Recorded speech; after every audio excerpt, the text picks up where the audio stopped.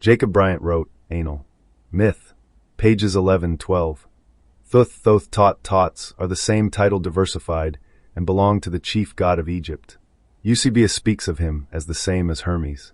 On Egypti menekales anthoith, Alexandris dethoth, ermin de Elines metephasan.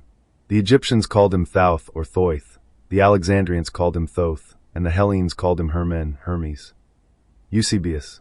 Preep, Evang, L1. C9. Page 32. L1. C10.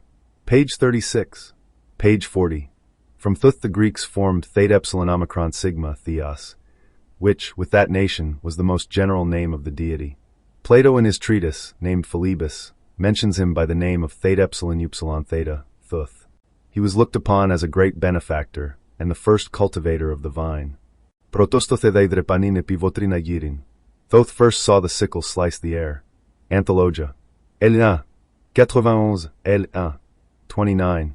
I didn't literally translate it, but gave an idea for the English meaning. This relates him to the harvest and the reaper. Bryant continued, IB page 12. He was also supposed to have found out letters, which invention is likewise attributed to Hermes. Apomisorta aftos, ose iretiton protonsichion graphin, Elines de ermine kalesan. From Mysore Tatos, who invented the first signs of writing. Greeks called him Hermen. Eusebius. Preep, Evang, L1.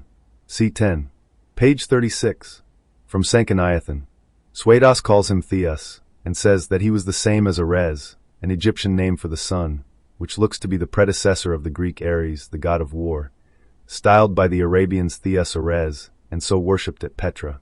Thefsaris, tute si Theosaris, and Petratis Aravias. However, the citation used by Bryant spells Ares like Ares in Greek, so I think his transliteration is a mistake, and Theos Ares is in reference to the Greek Ares, not the Egyptian Ares.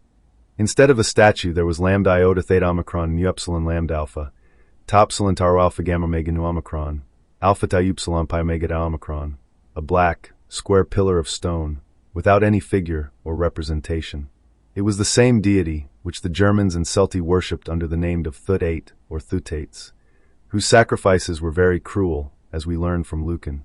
Et cabus amitis placator sanguine diro Thutates. Lucan. L1. V444. I'm not sure how he translated Lucan, but it seems that it could be interpreted that though the sacrifices to Thutates were cruel, they were only done to the merciless, meaning, those who did merciless wicked deeds were sacrificed to Thutates. Also, the use of 8 in Thut-8 would signify Father Tot, or Priest Tot, or Author Tot, Creator Tot, God Tot. This only makes sense from an Etrusco-Celtic perspective, as Ida is Etruscan, the remnants of which are still found in the Basque language today. The Celts don't pronounce the th, but rather just leave it as t, which is interchangeable with d. This is how one can see Deus and Theos are basically the same root with Latin and Greek terminations respectively. Tot was a Roman Gallic way of pronouncing Thoth. Bryant neglected to address the fact that the Mexicans had Teotl, pronounced Teot. Revisit this. For the evidence of cultural diffusion between Mexico and Egypt, revisit this. I think the reason my conclusions are so different from the scholars of old is simply because I have access to more data points, and thus a bigger picture to draw from than they did. This Egypto-Greek connection that is cited by Bryant is modern, compared to the systems this connects with in Europe, in my opinion, likely from the 4th to 2nd century BC. And the affinity is drawn from the Etrusco-Phoenician system, which is Celtic or European, not from the Orient as thought, or pretended, by those who perpetuate the Mosaic system. To learn this system, and the ramifications it still has today, invest in the Spirit World series, and then the Real Universal Empire. Become a member to access the rest of this article. We will continue to delve into Amanian radicals.